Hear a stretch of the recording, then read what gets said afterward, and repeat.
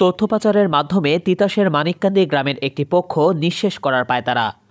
কুমিল্লা তিতাস প্রতিনিধির ডেস্ক রিপোর্টে বিস্তারিত দেখুন তিতাস টেলিভিশনে। কুমিল্লার তিতাসের ভিটিকান্দি ইউনিয়নের মানিককান্দি গ্রামের দুটি পক্ষের আধিপত্য বিস্তারকে কেন্দ্র করে চলে আসা বিভেদের জের ধরে সাইফুল ইসলাম গ্রুপকে তথ্য পাচারের মাধ্যমে নিঃশেষ করার পরিকল্পনা করছে একটি গ্রুপ।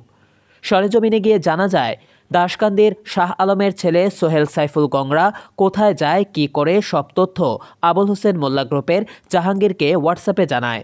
কিন্তু কেন, কি কারণে এসব তথ্য পাচার করা হয় জানতে চাইলে সোহেলকে প্রশ্ন করা হলে সে জানায়, তার ছেলে আরাফাতকে জিম্মি করে তাকে এই কাজ করতে বাধ্য করে। তার মুখে শুনুন বিস্তারিত। আচ্ছা বলেন, ঘটনাটা কি ছিল? আপনি সত্য কথাটা বলেন। আমার অপরাধ, আমি যে কাজটা করছি, কি করছেন? আমি যে সাফুর মেম্বারে বা প্রতিম মামা তারা মুকার মামা তারা কি খল্লার দিক যায় কিনা না যায়, আমি সব ধরনের খবর দিতাম, বা কয় গাড়ি মাল যায়, ইট যায়, এগুলোর খবর দিতাম। আর যদি না দেই তাহলে আমার ভূতেরে অপহরণ করে নিয়ে গেছিল আজকে থেকে 4 দিন আগে। যদি আমি না যাই, হ্যাঁ, আর যদি এই খবরগুলো না দেই তাহলে আমার ভূতেরে, আমি আমার বাড়ির দাসকান্দি, আমি থাকি দুলারামপুর আলমের বাড়ি দাঁড়া, ঠিক আছে। যদি রাতের 12টার 1টার আগে যদি আমি ওখান থেকে আয় তাহলে আমার ভূতের সমস্যা করবো। তাদেরকে তথ্য না দিলে তাদেরকে প্রতিনিয়ত তথ্য দেওয়া লাগবে, আর নাইলে সমস্যা হইব। তারপরে আমি পরশুদিন কইছি যে ভাই আমি তো কাজ করে খাই, আমি রঙের কাজ করি, আমি তো কাজ হইতে করবো। কয় না, তুই কাজ এলাকা তোর জীবিত ক্ষতি করলাম, তুই যা আছে তুই শামসুদ্ধ করে মিললা থাকা, হ্যাঁ, যেমনি ভালো হয় যেমনি মিললে থাকবি, তাকে লগে থাকবি, থাকার পরে এরপরে তুই আমার এই তথ্যগুলো দিবি। কিন্তু এটা আমার অন্যায় হয়েছে, ঠিক আছে, আমি অন্যায় স্বীকার করি, এটা আমার ভুল হচ্ছে। কিন্তু আমার ভুল, আমার ছেলেটাকে বাঁচানোর জন্য, হ্যাঁ, আমি অন্যায়টা করছি। আপনার ছেলেকে অপহরণ করছে কয় তারিখে, কতদিন আগে? 4 দিন আগে। তো আপনি থানায় বা প্রশাসন বা যারা এলাকা দেখাইছে যে তুই যদি থানায় যাস বা তুই যদি আমার নিজের বাড়িতে, আমি যদি আমার নিজের বাড়িতে যাই তাহলেও আমার এই আমার যেমন আমাদের বাড়ি, আমার গ্রামের ভিতরে এরকম তাগো লোকও আছে, বলে দিতে পারে যে কি আসে বিষয় বা তুই কি যাই কিনা। আমি আমার বাড়িতে তো 4 দিন আমার বাড়িতে যাইও না।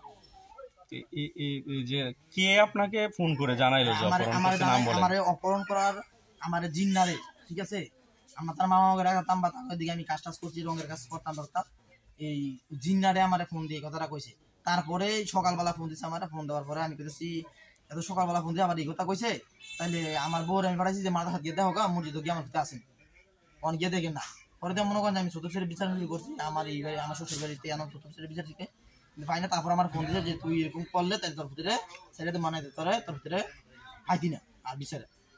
পরে দিয়ে আমি দাওয়া করছি, ঠিক আমি কইছি যে ঠিক আছে আমি তোমার কাছে তথ্য দেবো, হ্যাঁ, তাইলে এই কথাটা কোয়াতে তারা আসবেন না মনে ছেড়ে দিয়ে গেছে আমার ভূতে আইতাছে।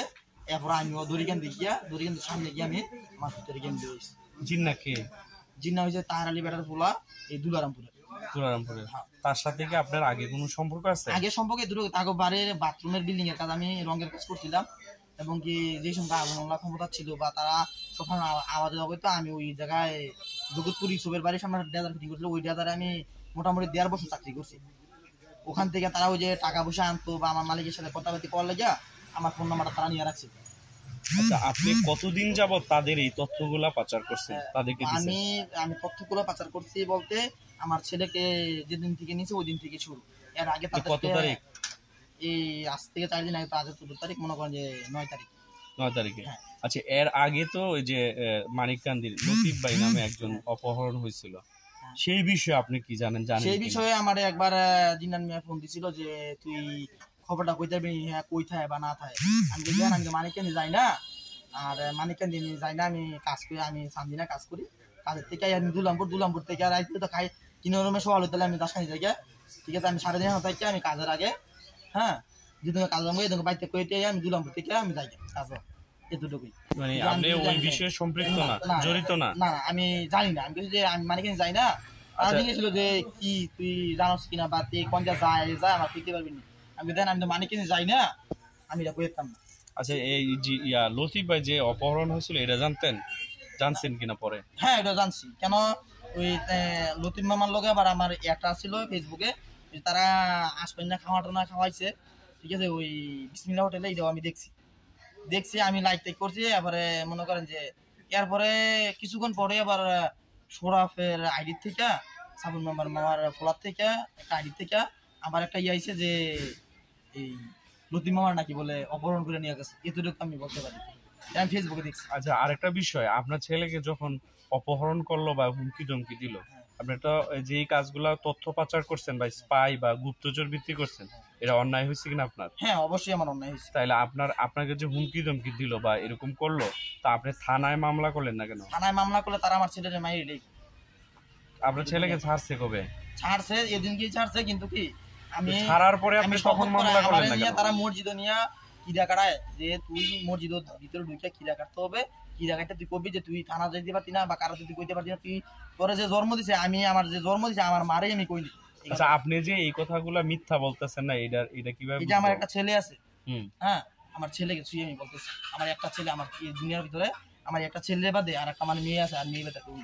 আচ্ছা, এখন আপনি কি করবেন? এখন তো আমি যে তো এই ইয়া হয়ে গেছে, ফুটাস হয়ে গেছে, আমি অবশ্যই আমি আজকে গিয়ে তাদের নামে আমি গিয়ে মামলা করব। আপনার নাম কি? আমার নাম মোহাম্মদ সোহেল। বাবার নাম কি? বাবার নাম হচ্ছে শাহ আলম। গ্রাম দাসখান। কি করেন আপনি? আমি বর্তমানে রঙের কাজ করি। আপনি স্ব ইচ্ছায় দিচ্ছেন? না, অসম্ভব, আমার জোর ইচ্ছায় কেন দেওয়া হবে? একবার অসম্ভব। কারো ভয়ে দিচ্ছেন? না, কারে ভয় পাবো আমি? দাদা আমি নিজে একটা অপরাধী, আমি আর কারে ভয় পাবো? আমি যদি ভয় মনে করতাম তাহলে তো আমি আর এই কাজটা করতাম না। অথচ কি আমি করছি কি তাই আমার এই ছেলেটার জন্য করছি, না হলে আমি করতাম না এই কাজটা। আমার বাবারও কেউ বলতে পারতো না। আচ্ছা, এখন যদি কই জিন্নারে ফোন দিত? আমি এগুলা করতে পারি, বাড়িতে ঢুকার পর যদি ঢুকতে যাই আমি, তাইলে আমার শালমকা কিরে কই যাস, এটা হলো কথাবার্তা কইয়া যায়, এরকম আমরা হুমকি দিতে যে আমি যদি না যাই। শালমকা দাসকান্দি কিন্নার পোলা, কিন্না, হ্যাঁ বাবার নাম কিন্না, নাম হচ্ছে শাহ আলম। এর কারণে আমি বাড়িতে আমার বাবা মার আমি বলতে পারি না, আমার তো ইয়ে করে আসছে নাকি আমার জীবুত্থায় দুলারাম পুজো আবার নিয়ে যেতে মেলায়। আমি প্রায় সময় রাতে 12টা 1টা বাজে আমি একদম নিয়ে যে 4 দিন ধরে আমি 1টার 12টার আগে আমি কোথায় থাকতেন? এই 12টা 1টা ওই যে শামসুল্লাহর ফুলে লগে আমি ওই যে খোলায় থাকতাম, সকালে খোলায় থাকতাম বা কি আইতে তো না আইতো, ওই দিন তারপর কাছে ফোন আইতে আমি আইতে গেল, ওই ফোন দিত ওই যে শালন করতো যে ওরম বাজিয়ে গাইতে এটা করে। বাবার নাম কি? পড়াশোনা করো? কিসে? কোন স্কুলে পড়ো? স্কুলের নাম কি? আচ্ছা, তোমার সাথে ঘটনাটা কি হয়েছে বলো, সত্য বলবা। হ্যাঁ, কেউ শিখাই দিছে? মসজিদে যাইতাছি আর একটা করে ডাক দিছে, তোর আব্বাই ডাকছে নিয়ে এলো, মেয়ে ধরে তাই মেয়ে উঠা লিখছে। তারপরে অন্ধকারে টিনের ঘর লোকে বাইন্দা আলে রাখছে। তারপরে বেরিয়ে নিয়ে পানি দিয়ে দিছে। তারপরে কথা কইছি। কারা নিছে তুমি কি দেখতে পারছো? ওরা চিনো তাদেরকে? না। কয়জন ছিল? 10 জন। 10 জন ছিল? তারা কেমন দেখতে? চোখ টুক বাঁধা ছিল? তোমাকে ওইখানে কি মারধর করছে? না। কি বলছে তারা ওইখানে নিয়ে গাড়িতে?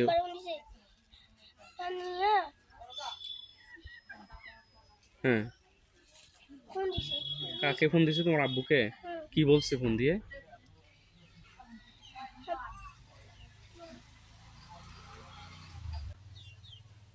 কি কাটা?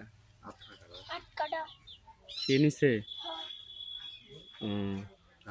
কি বলে সে? কি বলে তোমাকে? কি বলে?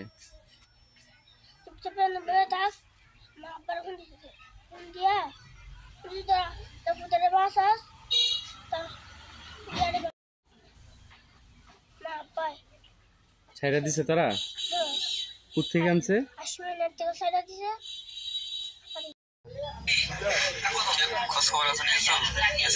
খবর আছে